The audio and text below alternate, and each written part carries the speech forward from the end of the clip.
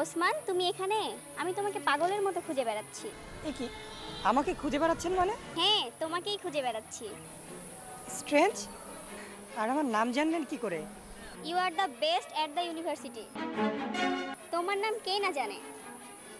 আমার নুন আনতে পান্তা ফুরায়, তার আবার সেরা হয়ে লাভ কি? তুমি কোনো চিন্তা করো না, আমি তোমাকে সহযোগিতা করব। সরি, আপনার নামটা জানতে পারি? আমার নাম মিথিলা। আপনার নামটা কিন্তু খুব সুন্দর, কিন্তু আমি তোমার সহযোগিতা কেন নেব?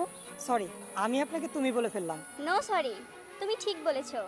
কারণ আমি তোমাকে তোমাকে কি? আমি তোমাকে মানে ভালোবাসি। আমাকে? কেন, এখানে আর কেউ আছে নাকি? দেখো ওসমান, আমি তোমাকে প্রথম দেখাতেই ভালোবেসে ফেলেছি। আমি স্বপ্ন দেখছি না তো? ধনির একমাত্র আদরের দুলালি? না না, এটা হয় না। না না, এটা হয় না। আপনি কোথায় আর আমি কোথায়? আপনি কোথায় আর আমি কোথায়? কেন হয় না? আপনিও যেখানে আছেন আমিও সেইখানে আছি। আমি ধনির দুলালি বলে? যদি বলি তাই? যদির খেলা শেষ।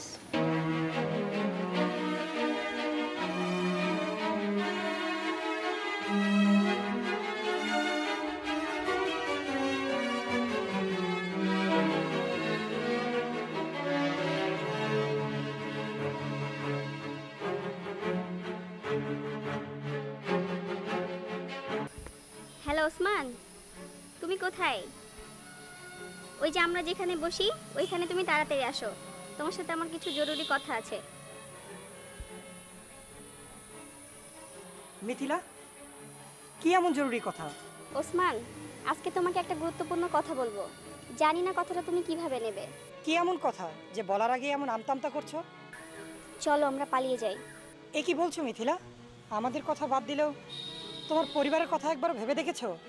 বাবাই তো আমার অন্য ছেলের সাথে বিয়ে ঠিক করে রেখেছে। বাবা হিসাবে তিনি তা করতেই পারেন। এটা তুমি বলতে পারলে? এত কান্নার কি আছেন? বিয়ে করে নাও। এটা আমার পক্ষে কোনোদিনই সম্ভব না। দেখো মিথিলা, আবেগ দিয়ে জীবন চলে না, সাময়িক হয়তো বা তৃপ্তি পাওয়া যায়। এটা কোনো আবেগের কথা নয়, আমি তোমাকে সারা জীবনের জন্য পেতে চাই। কি বলছো মিথিলা? কেউ জেনে যাবে। জানুক, সবাই জানুক, তাতে আমার কোনো যায় আসে না। মিথিলা, তুমি শান্ত হও। আমার মনে হয় তুমি সারা রাত ঘুমাওনি। মনোবিজ্ঞানে তুমি পড়ো না আমি পড়ি? তুমি পড়ো।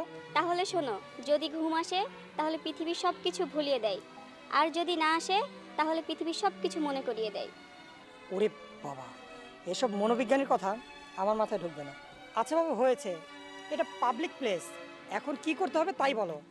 আগামীকাল ভোরবেলায় প্রথমেই সকালে যে ট্রেন ছাড়বে আমরা সেই ট্রেনেই উঠব। শোনো, সাবধানে যেতে হবে, আমার কাছে অনেক সোনা আর টাকা থাকবে। আমি চলে যাচ্ছি, কথাটা যেন মনে থাকে।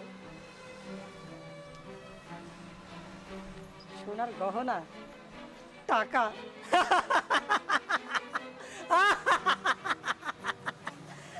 টাকা, সোনার গহনা।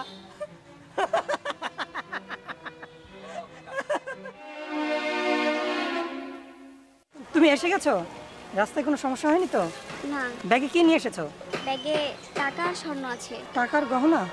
ও, আমাদেরকে তো তাড়াতাড়ি স্টেশনে যেতে হবে, আশেপাশে তো কোনো রিক্সাও দেখছি না। আমি বরং একটা রিক্সা ডেকে নিয়ে আসি। ও, তুমি তো মেয়ে মানুষ, আর এত দামি জিনিস রেখে যাওয়াটা ঠিক হবে না। আমি বরং নিয়ে গিয়ে রিক্সা ডেকে নিয়ে আসি। আচ্ছা, তুমি একটু ওয়েট করো।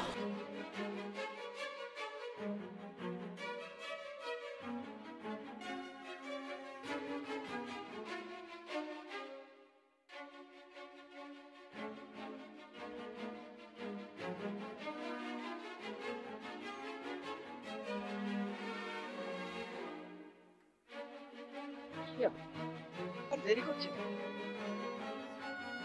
না, অনেক সময় নষ্ট হয়ে গেল। দেখে তো মনে হচ্ছে ভদ্র ঘরের মেয়ে। এত সকালে এখানে? কোনো সমস্যা? কোনো সমস্যা হলে আমাকে বলতে পারেন, আমি তো আপনার বড় ভাইয়ের মতো।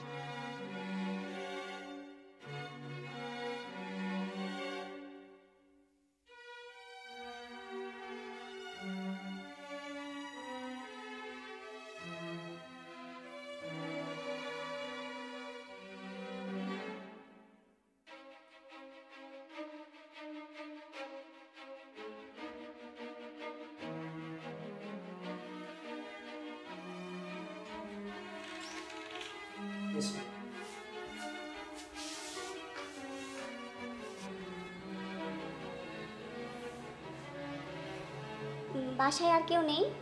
না, মানে বাসায় আমি একাই থাকি। এত বড় বাসায় আপনি একাই থাকেন? সে এক লম্বা কাহিনী। শিমু, দরজা খোলো। কি ব্যাপার, এখন রাত কয়টা বাজে? আমার একটা জরুরি কাজ ছিল। তোমার তো প্রত্যেকদিন জরুরি কাজ থাকে, এত রাত পর্যন্ত কি করো বাইরে? তোমাকে কৈফিয়ত দিতে হবে নাকি? হ্যাঁ, প্রয়োজন হলে দিতে হবে, আমি তোমার স্ত্রী। স্ত্রী স্ত্রীর মতো থাকবে, হাওয়ায় উড়ে বেড়ানোর চেষ্টা করো না। হ্যাঁ, আমি হাওয়ায় উড়বো না, এখনই ট্রেনে করে আমি বাপের বাড়ি চলে যাব।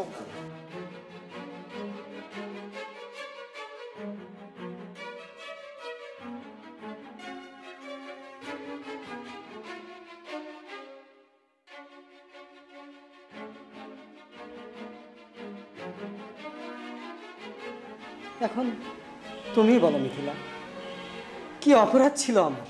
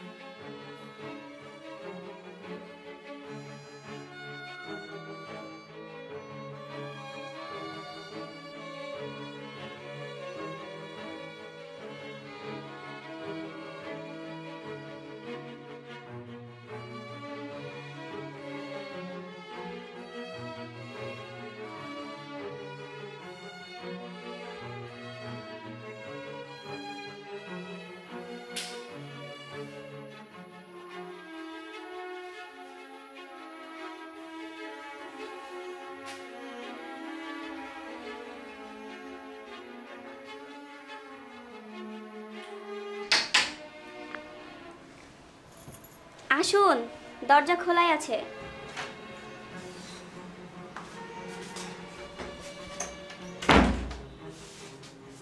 তারপর বড় মিথিলা, কেমন লাগছে তোমার? অর্থ প্রাচুর্যের মধ্যে বড় হয়েছি, আজ নিরুপায় হয়ে আপনার আশ্রিতা হয়ে আছি। নিজেকে ছোট ভেবো না মিথিলা, তোমার মেধা আছে, তুমি দেখতেও সুন্দরী, ইচ্ছে করলে আবার ঘুরে দাঁড়াতে পারো। আপনার কথা আমি ঠিক বুঝতে পারলাম না।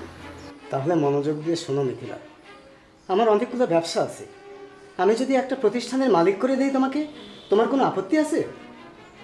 এ কি বলছেন আপনি? বিনা শর্তে আমাকে ব্যবসা ছেড়ে দিবেন?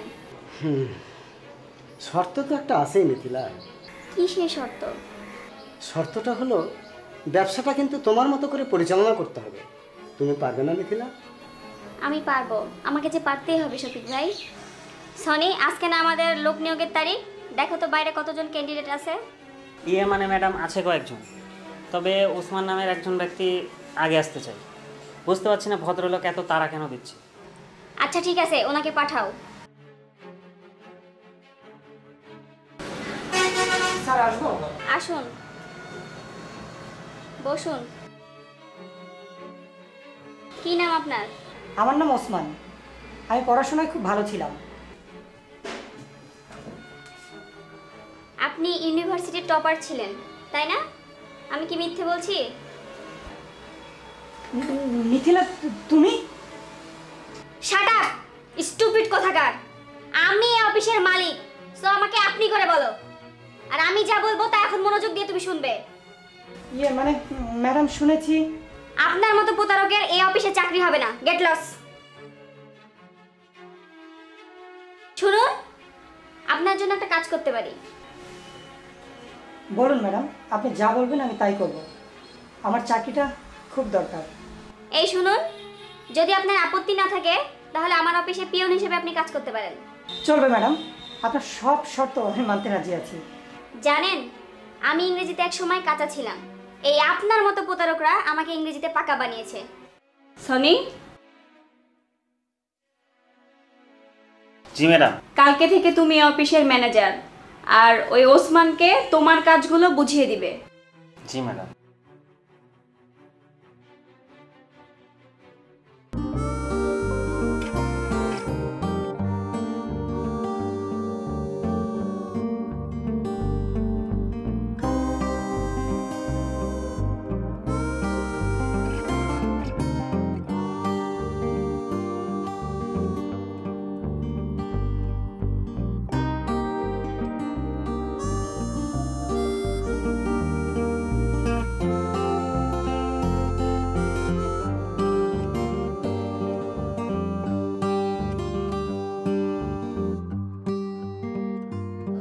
আচ্ছা, আমাদের মার্কেটিংয়ের রিপোর্টটা কমপ্লিট হয়েছে? জি ম্যাডাম, আমি ওটা রাতেই ঠিক করে রেখেছি। That's good. কিন্তু ওসমান আসেনি? ম্যাডাম, অভয় দিলে একটা কথা বলতাম। বলো, কি বলতে চাও? তুমি তো আমার ছোট ভাইয়ের মতো। মানে ওসমান গতকাল অফিস থেকে যাওয়ার সময় বিড়বিড় করে আপনার নাম বলতে বলতে বেরিয়ে গেল। আচ্ছা ঠিক আছে, তুমি তো আমার সমস্ত কাজগুলো আপ টু ডেট করে রাখো। জি ম্যাডাম। আচ্ছা সনি, তোমার কাছে ওসমানের অ্যাড্রেসটা আছে না? জি ম্যাডাম। অ্যাড্রেসটা আমার মেসেঞ্জারে দিয়ে দাও।